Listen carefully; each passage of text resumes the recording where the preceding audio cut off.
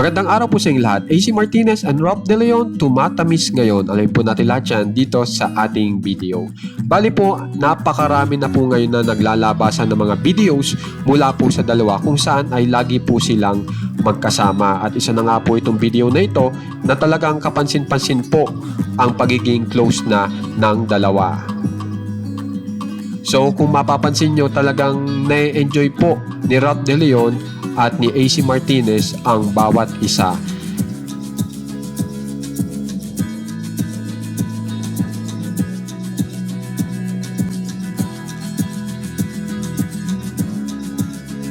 At hindi lang po yan, meron pang isa kung saan ay ito po ay isa sa mga pinakabagong videos nila na kung saan ang comment po dito ni Rob De Leon ay kung siya ay papasada ay dito siya papasada kay AC Martinez. Panoorin naman po natin itong video na ito na talagang mapapansin nyo na masayang masaya po ang dalawa habang nasa beach.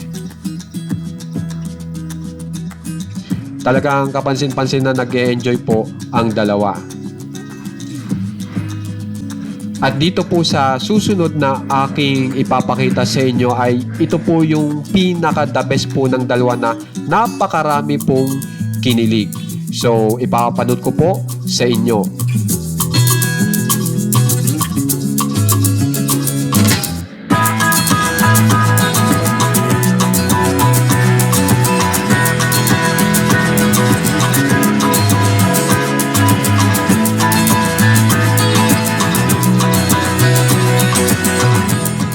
So kapansin-pansin po na nagulat si Rob De Leon nang subuan po ni AC Martinez at ganun din po si AC Martinez kung saan ay talagang halatang-halatang kinikilig po siya sa kanyang ginawa.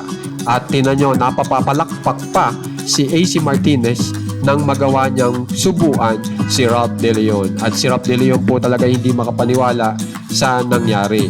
At syempre, napakaraming tao po dyan na nakakita kaya binuyo po si Rob De Leon na sinasabi na si Rob De Leon naman ang magsubo kay AC Martinez.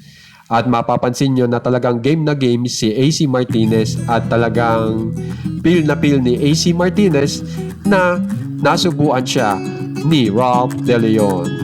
Kaya naman guys, talagang titingnan po natin in the future kung ano pong mangyayari sa dalawa at kung meron bang proyekto para sa dalawa kung saan ay patungkol po sa love story. So alam naman po natin na nauna na po sina Dustin Yu, sina Bianca De Vera at saka si Will Ashley. Sana naman dumating din ang panahon na ito naman pong dalawa ang magbida. Kaya naman guys, kung gusto nyo pong ma-update sa mga famous celebs ng Pinas, subscribe na po kayo sa ating channel na One Katawa. Maraming salamat po.